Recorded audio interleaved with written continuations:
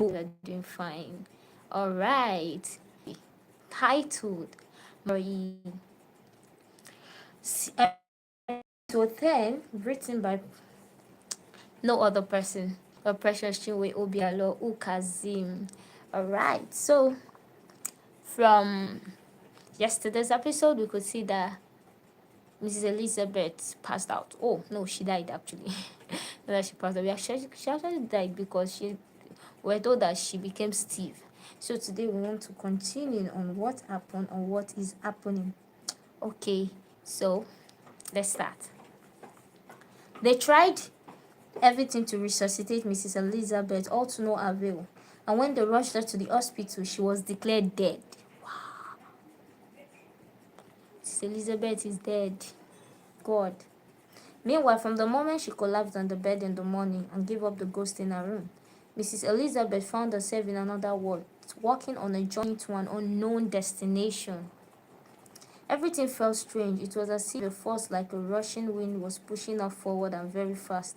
She couldn't stop herself from moving, and the lonely road looked rough and untiled, hilly and dusty. She was sweating and panting as she walked, yet the journey looked very far because she could not even see the end of the road from where she was. She had climbed many hills, yet there were still many more waiting for her to climb. She was tired and thirsty, but there was no water and there was no resting. She endured the pains. At some point, she couldn't bear the scorching sun and she cried. Then came the rain and it drenched her. But in all this, she couldn't make any stop. She kept moving. Darkness came and she walked through darkness like in a daylight until the breaking of the day. Yet she had no rest nor sleep. This continued until she arrived at a river bank and tried to stop herself from moving forward because she had phobia for rivers. But the strange witch of force kept pushing her towards the river and she cried out in fear. Somebody help me, she screamed. I can't cross the river, help me. She was screaming but nobody answered her and she found herself entering the river, but surprisingly, she began to float on the water with so much speed. She was afraid she would crash into the body of water. When she finally crossed the river to the other side, she arrived at the beautiful nature scenery at the end of the river. It looked like the world came to an end there because the sky came close to the earth and covered the scenery like a roof. One could easily lift up her hands and touch the sky because everything looked so close, reachable, and real. Admiring the scenery and everything, she noticed that the wind force that was previously pushing her forward was no longer pushing her, and now she could stop, take her time to look around and admire the beautiful scenery. Abi she don enter heaven. This everything is beautiful. Maybe she have entered heaven. No. She had been to a few scenery across some countries in the world before, but this one looks like an imaginary scenery, yet it was real.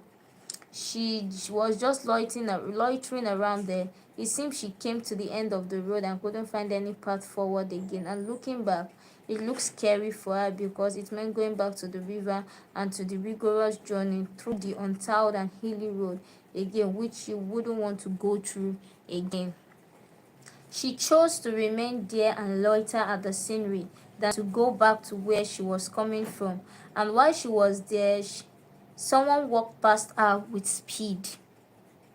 A male figure, and the closed path opened and made a way for him. While she was still looking around, wondering how the unknown man was able to walk through a path where there was no way, she looked up and saw a door opening on its accord for the man, and the man walked in through the door gloriously, but the radiation of light from inside there was too blinding for her eyes. She turned her face away very fast. But why can't I cross over to that place? She asked nobody but herself, wondering in her mind. Begem. I said she has gotten to heaven. But now it be like say the gate of heaven have another door. Yeah, I don't know if it's heaven because I never go before. But it be like say another door dey there wey she suppose pass enter and reach the main heaven. Anyway, as e be now, they say the door don lock. Make door heaven, no luck for my mommy, because this is not after all these things she did on earth. No, no, no, no, no. Oh Lord, have mercy. That door must open.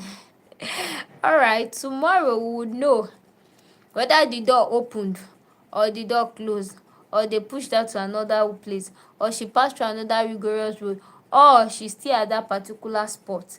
We would know. Anyway, have a blessed day and Merry Christmas and Happy New Year in advance. All right, thank you very much for watching. Please invite people to read a beautiful and wonderful story. God bless you and have a blessed day.